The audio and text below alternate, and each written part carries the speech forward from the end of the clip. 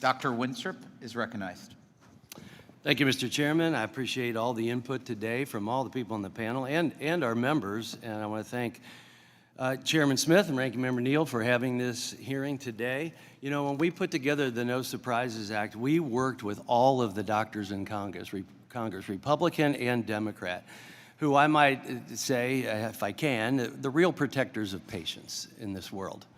And we considered patients first. We wanted to alleviate their anxiety by taking them out of the equation. I can tell you firsthand, there are some times when patients worry more about their bill than they do their illness. And we wanted to take that anxiety away. It's very important in the healing process.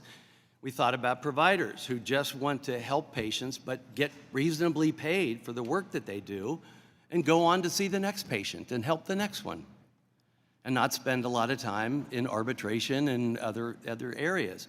We thought about insurers. We wanted them to be able to pay a reasonable fee so that they can sustain their ability to insure those that they claim to protect, and that they will have providers, especially quality providers.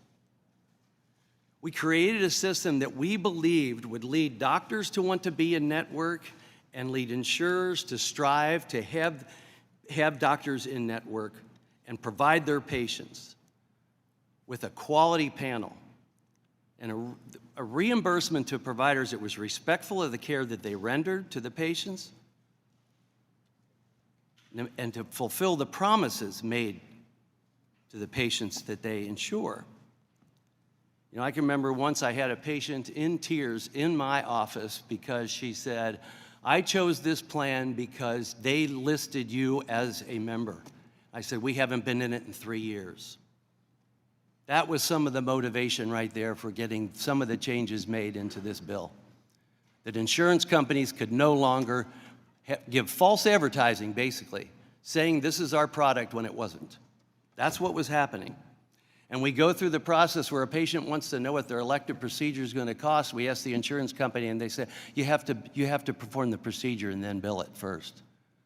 Oh, that's a real doozy for the patient that you claim to protect. You know, Dr. Baczynski, you talked about out-of-network. Out-of-network always paid more.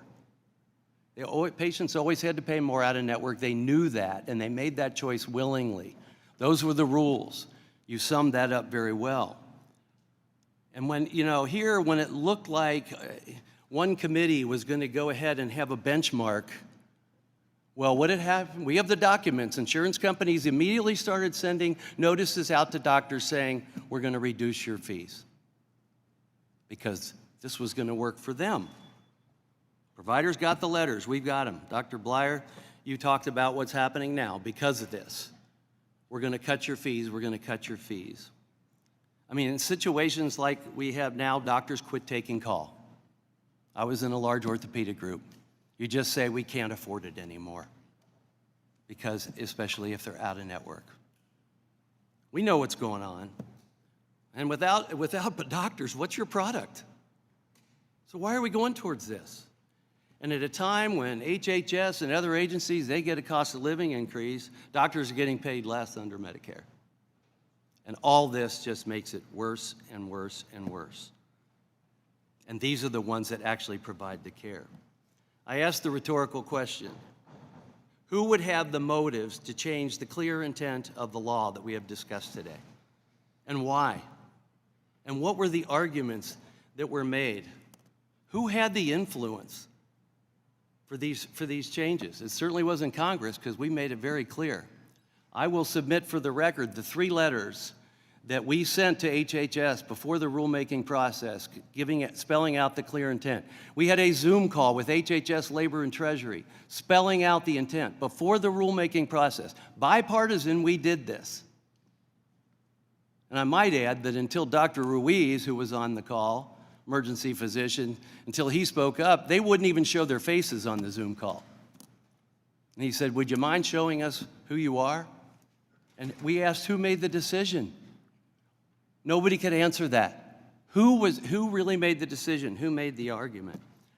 I mean, Ms. Thornton, I would imagine, I would guess that in the comment and rulemaking process, that your organization and others affiliated with you probably made comments to HHS and others, right?